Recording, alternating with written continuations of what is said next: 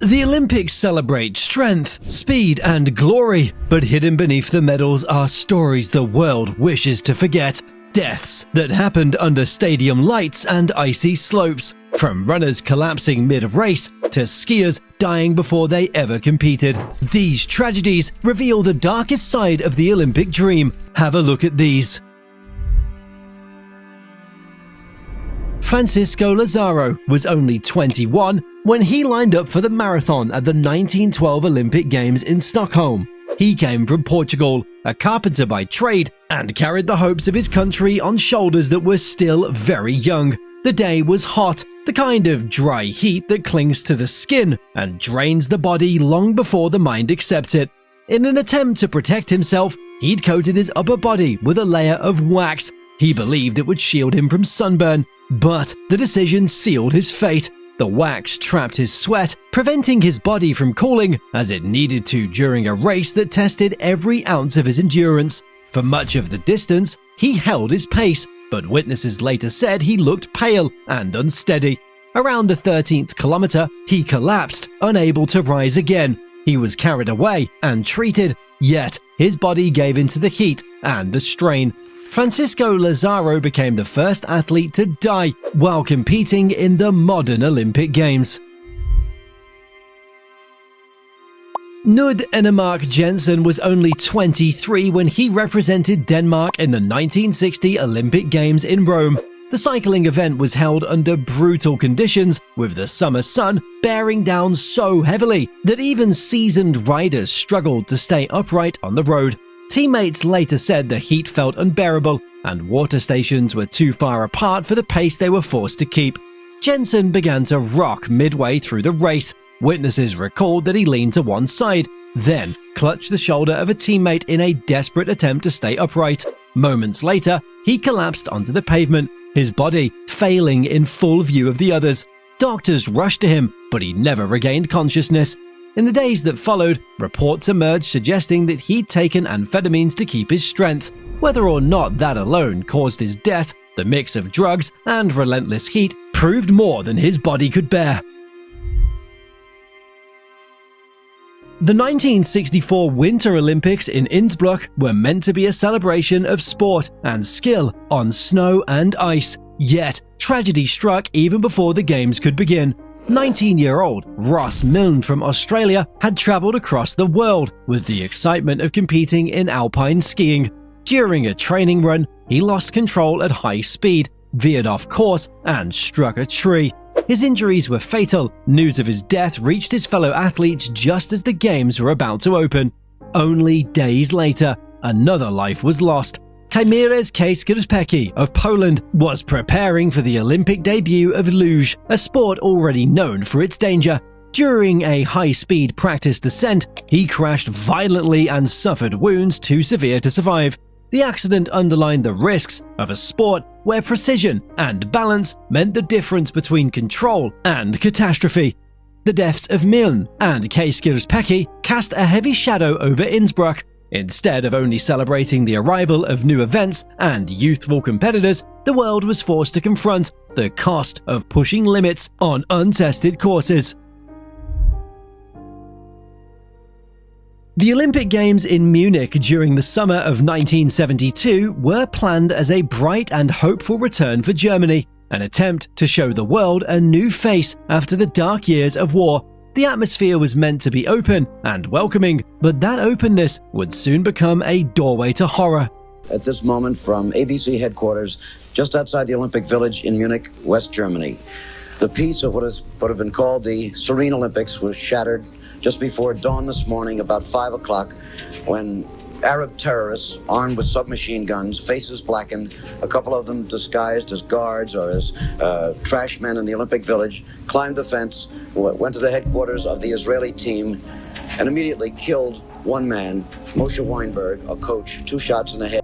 In the early morning hours of September 5th, a Palestinian group calling itself Black September slipped into the Olympic Village. They forced their way into the quarters of the Israeli team, armed with rifles and grenades. What began as a hostage situation quickly spiraled into violence. 2 Israeli athletes were killed during the initial struggle. The rest were held at gunpoint while the world watched in shock. A masked gunman steps onto the balcony of 31 Connolly Street in Munich's Olympic Village. He knows the world is watching. Negotiations dragged on through the day, with television cameras capturing the tense standoff. Eventually, the terrorists demanded transport and a plane to leave Germany. Officials agreed to a transfer, but at the airport outside Munich, a rescue attempt collapsed into chaos. In the gunfire and explosions that followed, every remaining Israeli hostage was killed, along with 5 of the attackers and a German police officer. But then a shock. Palestinian militants took control of the Israeli athletes' residence in the Olympic Village. They shot 2 Israelis and took 9 hostage, hoping to free prisoners in Israel and Germany. They demanded a flight to Cairo, with their hostages on board as well. 11 athletes and coaches had lost their lives, and the world had witnessed the darkest moment in Olympic history. The massacre ended the dream of a carefree Olympic celebration and forced organizers to recognize that safety could never again be taken lightly. From that day on, Olympic security was rebuilt from the ground up, forever changed by the memory of Munich. During the 1988 Winter Olympics in Calgary, tragedy struck unexpectedly. Jörg Oppenhammer, a respected Austrian team doctor, had gone out to ski during a break from his duties. He was not competing, he was only enjoying the slopes, as many visitors did during those games. Yet, the mountain offered no mercy. While skiing, Oppenhammer collided with another participant in a sudden and violent crash. The impact left him fatally injured, and he died almost instantly on the course. For the Australian delegation, the loss was not only personal, but deeply unsettling, because he was a figure who had devoted himself to keeping others safe and healthy. His death served as a stark reminder that the Olympic environment, whether in training runs or recreational use of the mountains, carried risks beyond the spotlight of competition. Even those tasked with protecting athletes could not escape danger.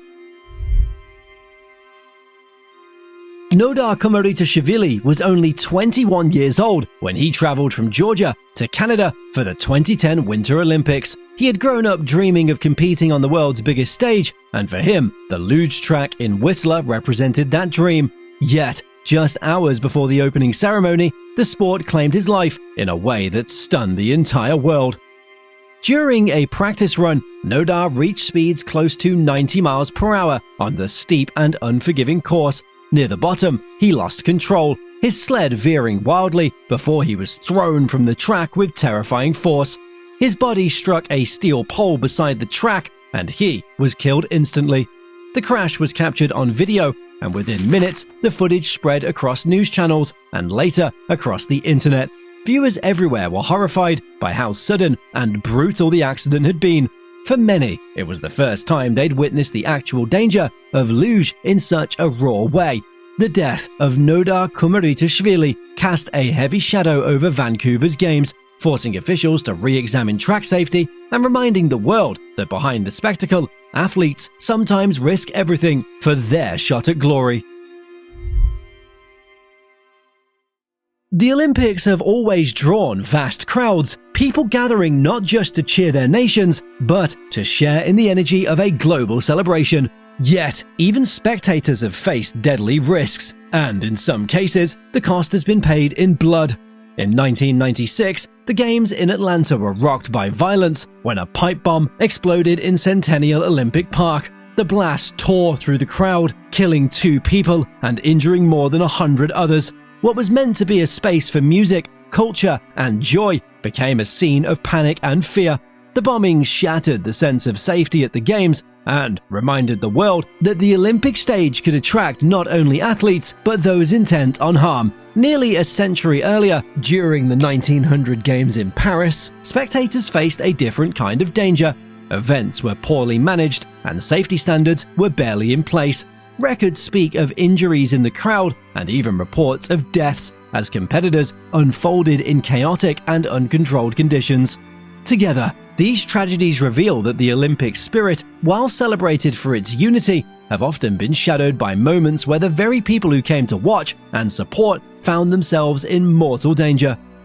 For every medal raised in victory, there is a silent shadow of loss. The Olympics stands for human greatness, yet the blood spilled reminds us of the cost. These tragedies echo beyond stadiums, haunting proof that even on the world's brightest stage, death can claim its place in history. If you found this story meaningful, make sure to subscribe, share your thoughts in the comments, and stay with us for more untold stories from the darker side of history.